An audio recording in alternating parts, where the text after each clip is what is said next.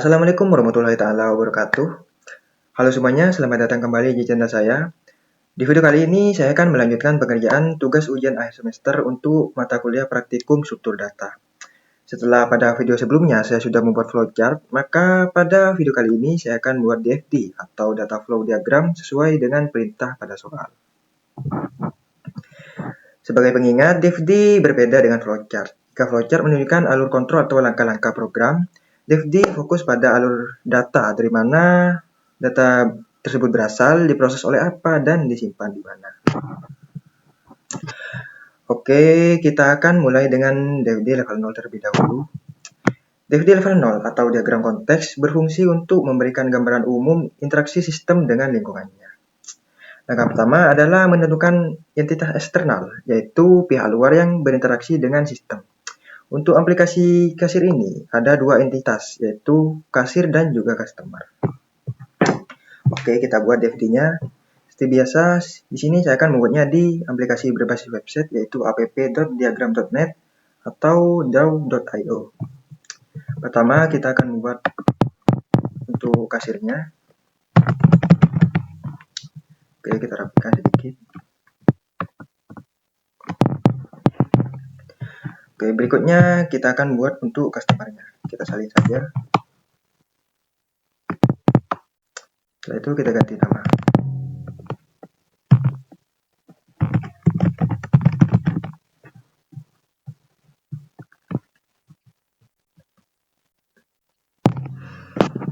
Nah, selanjutnya untuk keseluruhan sistem akan direpresentasikan sebagai satu proses utama yang berada di tengah.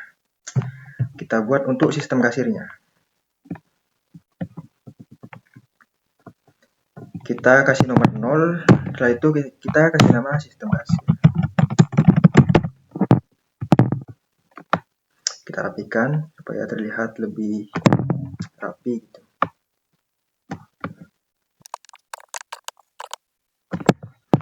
Oke, setelah itu sekarang kita akan mendefinisikan alurnya menggunakan panah. Pertama, customer akan memberikan data kepada kasir, yaitu berupa data pesanan, kode menu, dan juga harganya.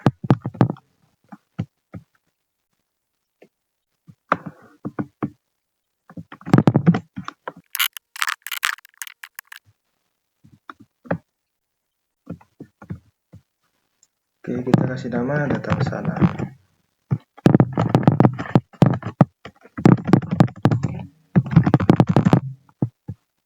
Berikutnya, kasir akan melakukan input kepada sistem kasir atau meneruskannya kepada sistem kasir.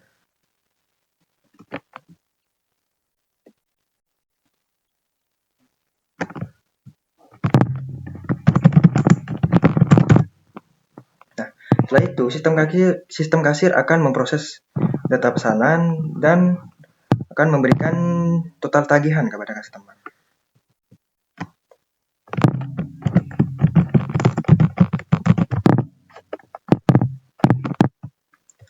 Setelah sistem kasir memberikan total tagihan kepada customer akan melakukan pembayaran kepada sistem kasir.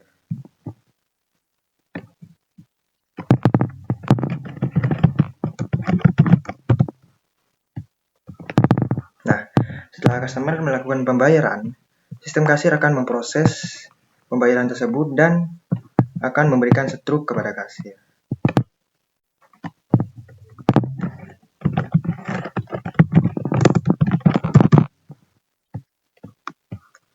Setelah kasir menerima setruk dari sistem kasir, kasir akan meneruskannya kepada customer.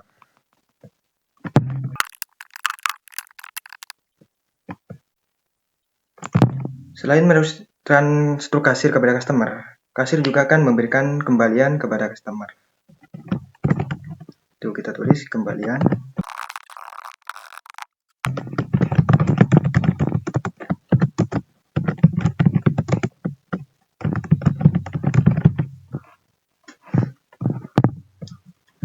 Oke, kita sedikit rapikan.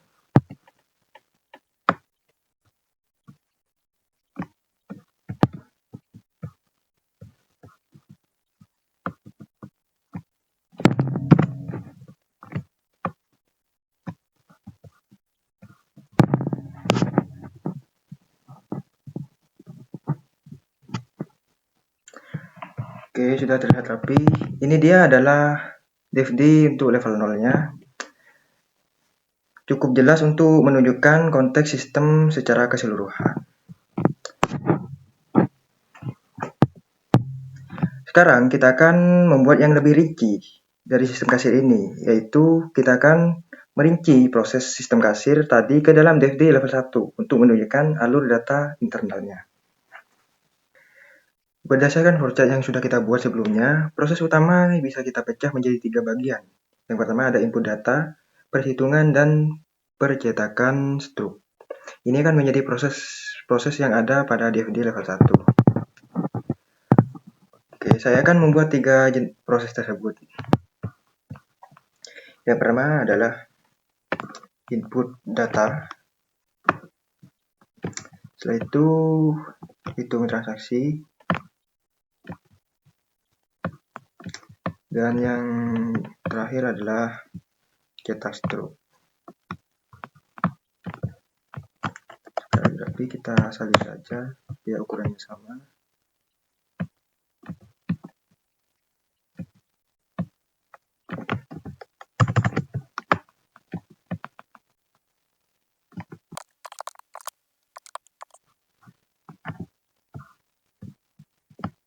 Oke, setelah itu kita buat untuk penyimpanan datanya. Di sini penyimpanan datanya ada 2. Yang pertama itu D1 untuk data menu dan D2 untuk data transaksi.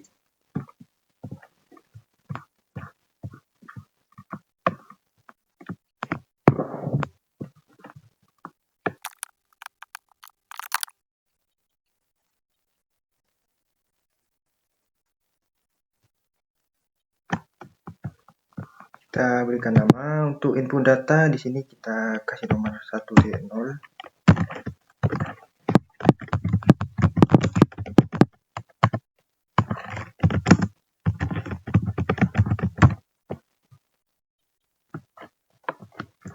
Yang kedua yaitu 2.0 untuk hitung transaksi.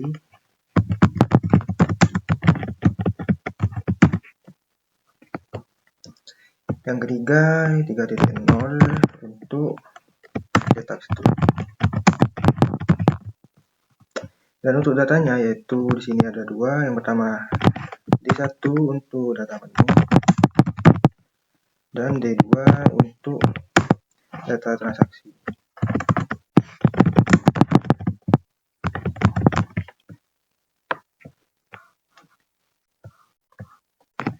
Sebelum itu jangan lupa untuk menambahkan entitas eksternalnya yaitu kasir dan juga customer. Kita salin saja di DFD level 0.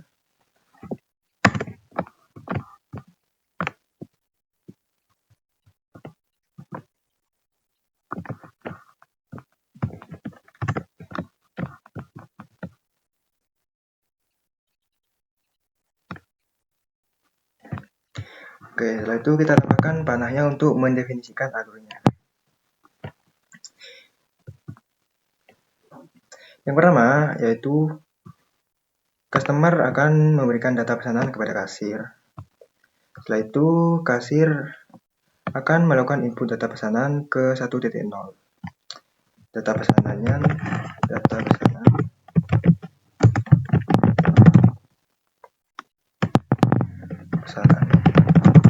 pesanan di sini yaitu berupa makanan atau minuman.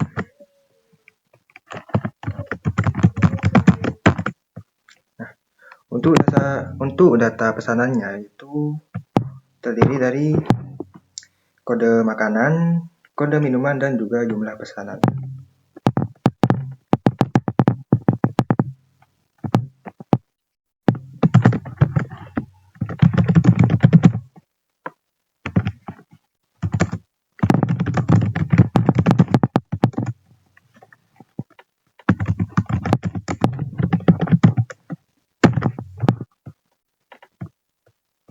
Kita rapikan sedikit.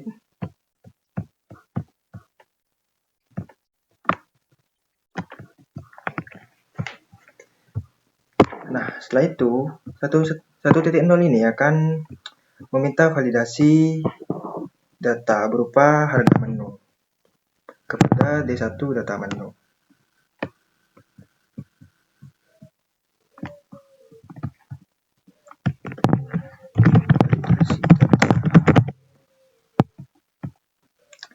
Setelah meminta validasi data, data menu akan memberikan data berupa harga satuan dari pesanan tersebut.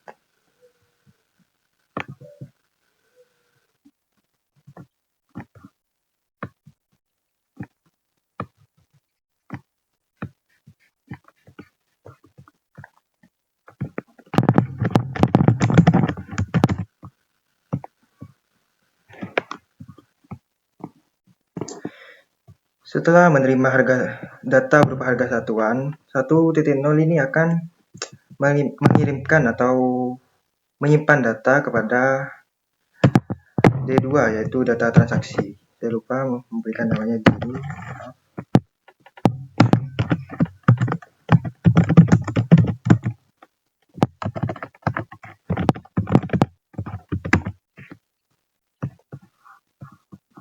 Oke. 1.0 akan menyimpan data sementara pada D2, yaitu data transaksi.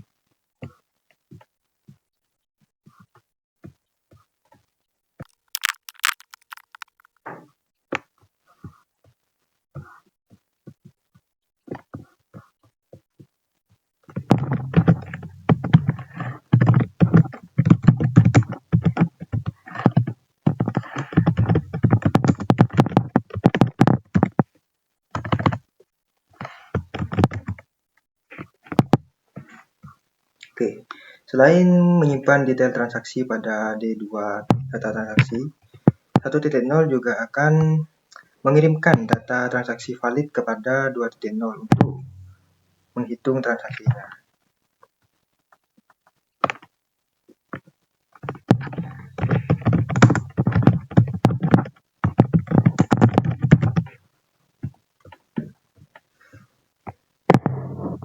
Nah, setelah 1.0 mengirimkan data transaksi pada D2 data transaksi, D2 akan meneruskannya kepada 3.0.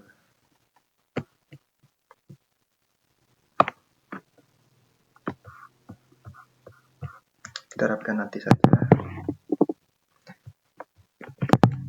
D2 mengirimkan data transaksi final kepada 3.0. Data transaksi final. Nah, setelah itu 3.0 akan meneruskannya kepada kasir berupa konfirmasi transaksi.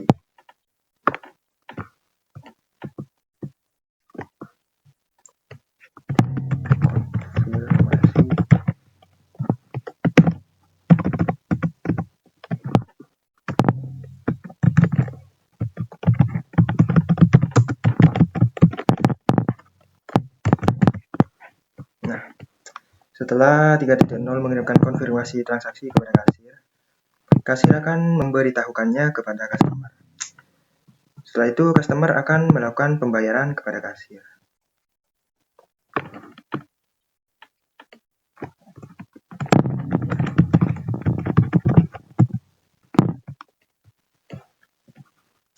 Setelah customer melakukan pembayaran kepada kasir akan menyebutkan pembayarannya atau jumlah pembayarannya kepada 2.0.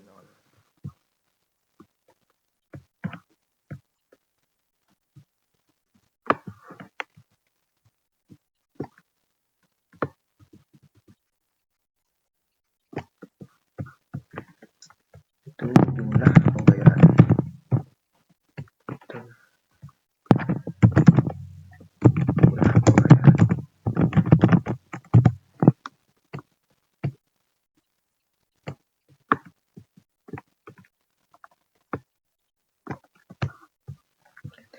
Setelah 2.0 menerima jumlah pembayaran dari kasir,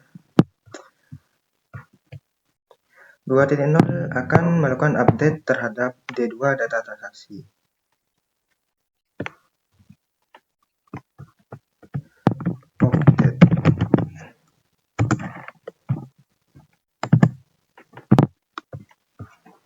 Setelah itu, D2 data transaksi akan mengirimkan data transaksi yang baru kepada 2.0.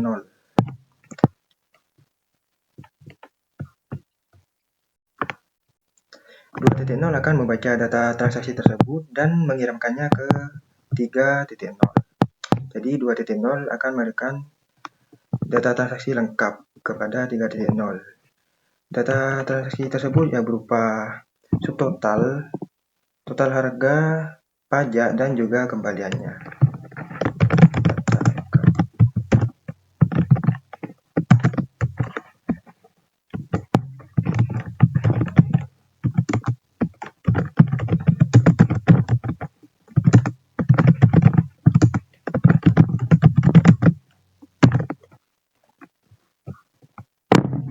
Nah, setelah 3.0 menerima data lengkap dari 2.0, 3.0 akan mencetak struk.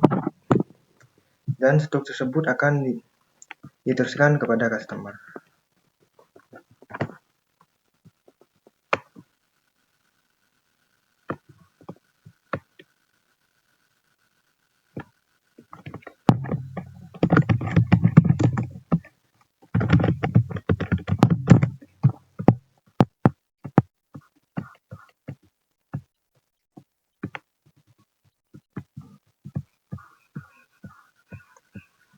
Oke, seperti inilah alur dari DFD pada level 1. Saya akan merapikannya sedikit supaya terlihat lebih rapi.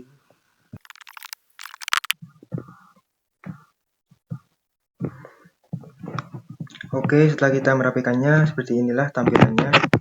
Saya menambahkan sedikit detail seperti 3.0 yaitu cetak struk.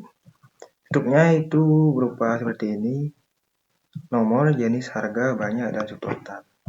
Dan untuk hitung transaksi, ini adalah perhitungannya, yaitu seperti pada flowchart yang kita buat sebelumnya. Dan input data transaksi, inputannya itu berupa validasi kode. Maaf, ada typo. Validasi kode menu yang akan dihitung nanti. Baik, DFD level 0 dan level 1 telah selesai dibuat. Level 0 memberikan gambaran umum, sementara level 1 memberikan rincian alur data di dalam sistem. Dengan adanya flowchart dari video sebelumnya dan DFD ini, tahap perancangan sistem sudah lengkap. Jadi tahap selanjutnya adalah memulai mengimplementasikan rancangan ini ke dalam kode Python. Oke, sekian video dari saya. Semoga video ini dapat bermanfaat bagi teman-teman semua. Dan mohon maaf apabila ada penjelasan dari saya yang kurang dimengerti. Terima kasih telah menonton video ini. Sampai jumpa di video berikutnya. Wassalamualaikum warahmatullahi wabarakatuh.